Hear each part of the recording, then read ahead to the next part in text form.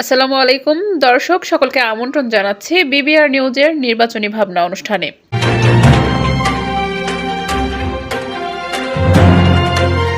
আমাদের নিজস্ব প্রতিবেদক মোহাম্মদ মইনুল ইসলাম প্রামাণিকের পাঠানো তথ্য ভিডিও চিত্রে আজকের পর্বে আপনাদের জন্য রয়েছে বিশেষ একান্ত সাক্ষাৎকার। আমাদের অতিথি নোয়াখালী ৪ আসনের জাতীয় পার্টির মনোনীত সংসদ সদস্য পদপ্রার্থী শরীফুল ইসলাম শরীফ। নোয়াখালী ৪ আসনের নির্বাচনী মাঠ বর্তমানে বেশ সরগম। প্রধান প্রতিদ্বন্দ্বীদের মধ্যে রয়েছেন বিএনপির মনোনীত প্রার্থী মোহাম্মদ শাহজাহান। টেক্কা দিতে নির্বাচনী মাঠে সক্রিয় রয়েছেন স্বতন্ত্র অন্যান্য দলের প্রার্থীরাও। মধ্যে স্বতন্ত্র প্রার্থী ইসাকের নামে স্থানীয় ভোটারদের আলোচনায় উঠে এসেছে। সব মিলিয়ে আসনে লাঙ্গল ও ধানের শীষ প্রতীকের মধ্যে তীব্র লড়াইয়ের গুঞ্জন শোনা যাচ্ছে। এ বিষয়ে বিস্তারিত জানতে বিবিআর নিউজের একান্ত সাক্ষাৎকারে কথা বলেছেন জাতীয় পার্টির কেন্দ্রীয় নির্বাহী কমিটির সদস্য নোয়াখালী ৪ আসনের এমপি পদপ্রার্থী শরীফুল ইসলাম শরীফ। চলুন সরাসরি চলে যায় আজকের অতিথির কাছে। এডওয়ার্ড জাতীয় সংসদ নির্বাচনে নোয়াখালী সদর সুবর্ণচর আসনে আমার পানের প্রিয় মুরব্বিয়ান ও আমার সমপার্টির বন্ধু ও তরুণ সমাজ সাংবাদিক বিন্দু সবাইকে আমার শুভেচ্ছা ও অভিনন্দন। আসসালামু আলাইকুম। যে আপনি ত্রয়োদশ জাতীয় সংসদ নির্বাচনে আপনার নির্বাচনী আসনে আপনি বৈধতা পেয়েছেন, সেই জায়গা থেকে আপনি আপনার নির্বাচনী আসনে গণসংযোগ করেছেন কিনা বা জনগণের কাছে গিয়েছিলেন কিনা বৈধতা পাওয়ার পর?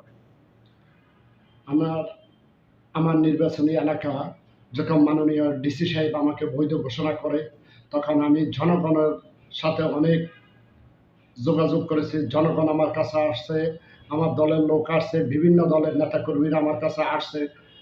আসার পরে সবাই আমাকে বলে নোয়াখালী অনেক অবহেলিত, নোয়াখালীর জন্য আপনার কি প্রতিশ্রুতি আপনি সেটা বলেন। তখন আমি বললাম আমার কোনো প্রতিশ্রুতি নাই, আমি নোয়াখালীকে একটা সুন্দর শহর হিসেবে রূপান্তরিত করব, যেখানে থাকবে না কোনো ভেদাভেদ, কোনো দুর্নীতি, দুঃশাসন, কোনো বৈষম্য, কোনো অন্যায় অবিচার, এবং যুব সমাজদের জন্য কর্মসংস্থানের ব্যবস্থা, গরিব অসহায় মানুষের জন্য তাদের থাকার ব্যবস্থা। আমাদের আলহাজ হোসাইন মোহাম্মদ এরশাদ যেভাবে রাষ্ট্রীয় ধর্ম ইসলাম করেছে, তার উন্নয়নের রূপকর হিসেবে সেই হিসাবে আলহাজ হোসাইন মোহাম্মদ এরশাদের অনুপ্রাণিত হয়ে নোয়াখালী সদর সুবর্ণচর আসনে জনগণের কল্যাণে জাতীয় পার্টির নাঙ্গল প্রতীকে রায় আসবে। যে আপনার নির্বাচনী আসনে আপনি কেমন সাড়া পাচ্ছেন? আমার নির্বাচনী এলাকা যদি সুন্দর শৃঙ্খলাভাবে ভোট হয়, বিপুল ভোটে আমি নির্বাচিত হব। জনগণ আমাকে সাড়া দিচ্ছে, জনগণ বলছে এরশাদের বিকল্প বাংলাদেশে আর কেউ হতে পারেনি। এরশাদের উন্নয়নের রূপকর, এরশাদের উন্নয়নের রূপকর রাষ্ট্রীয় ধর্ম ইসলাম, ইসলামী বিশ্বাসী আদর্শবান ছিল এরশাদ, আলহাজ হোসাইন মোহাম্মদ এরশাদ। তা আমি আলহাজ হোসাইন মোহাম্মদ এরশাদের দল হিসেবে জাতীয় পার্টির নাঙ্গল প্রতি জনগণ ইসলামিক দল হিসেবে জাতীয় পার্টির নাঙ্গলকে বেছে নিবে, নাঙ্গলকে ভোট দিবে, এটা আমার প্রত্যাশা। জনগণ অতীতে অনেক সরকার দেখেছে, অনেক দলকে দেখেছে, অনেকের গুণগান দেখেছে, অনেকের প্রতিশ্রুতি দেয়, মিথ্যা আশ্বাস দেয়। জনগণ মিথ্যা আশ্বাস বিশ্বাস করে না, জনগণ বাস্তব চিত্র নিয়ে বিশ্বাসী। 1971 সাল থেকে আদৌ পর্যন্ত দেশে কোনো দল ওয়াদা রক্ষা করতে পারেনি। একমাত্র জাতীয় পার্টি আলহাজ হোসাইন মোহাম্মদ এরশাদ জনগণের কল্যাণে কাজ করেছে এবং ওয়াদাবদ্ধ একত্রিত হয়েছে এবং জনগণের উন্নয়নের কল্যাণে কাজ করেছে। সেটা জনগণ বিবেচনা করি বর্তমান মুরব্বিয়ান, যুব সমাজ, ছাত্র সমাজ সবাই জাতীয় পার্টির নাঙ্গল প্রতীকে বেছে নেবে।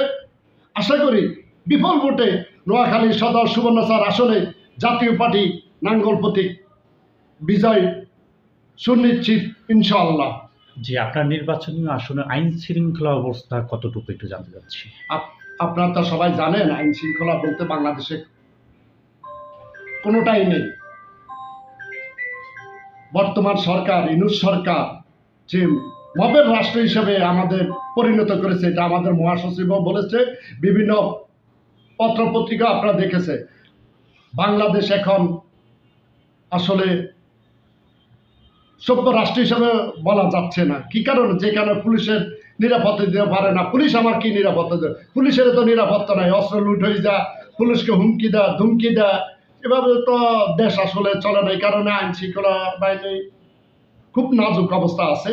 এবং আগামী জানি না এই নাজুক অবস্থা থেকে দেশে কি সুস্থ সুন্দর ভোট দিতে পারবে কিনা এটা আমি জানি না। আপনার প্রশাসনিক কাঠামো যদি এরকম মনে হয়, তাহলে সেই জায়গা থেকে আপনি কি আস্থা পাচ্ছেন যে আপনি ইলেকশন করতে পারবেন কিনা?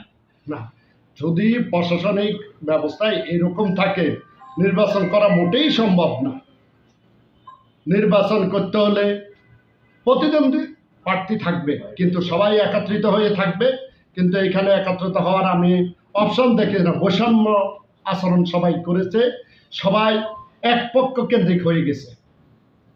তো সেই জায়গা থেকে আপনি নির্বাচনী আসনে আইন শৃঙ্খলা নিরাপত্তার প্রতি আপনার বিশ্বাস নেই, আস্থা নেই। তো আপনি কি মনে করেন যে free fair level playing election হবে কিনা আজও? আইন আইন শৃঙ্খলা বাহিনী চেষ্টা করে সুন্দর ইলেকশন করার জন্য, কিন্তু তাদের হাতে তো এখন ক্ষমতা নেই। ক্ষমতা মব জাস্টিসের হাতে চলে গেছে।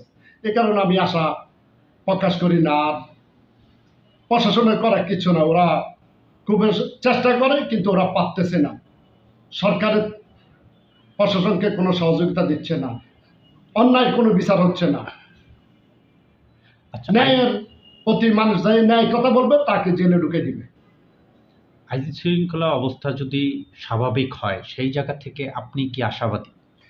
আইন শৃঙ্খলা বাহিনী যদি সুন্দর করে ভোট করতে পারে, মানুষকে কেন্দ্রে যাওয়ার নিরাপত্তা পায়, তুমি বিফল ভোটে পাশ করবে। যে আপনার সর্বশেষ আমার প্রশ্ন, জাতীয় পার্টির যদি পরিবেশ ঘোলাটে দেখে, এমনটাই মনে হয় রাজনীতির ভাষায়, তো সেই জায়গা থেকে আপনি কি আপনার দলের সিদ্ধান্তের প্রতি অটুট কিনা? না, অবশ্যই আমি একটা দলের প্রতিনিধি হিসাবে আমি প্রতীক নিয়ে, নাঙ্গল প্রতীক নিয়ে আমি ভোট করতেছি। অবশ্যই দলের সিদ্ধান্ত আমার চূড়ান্ত সিদ্ধান্ত। দলের প্রতি আমার আস্থা আছে। দল যেটা বলবে সেটাই আমি করব।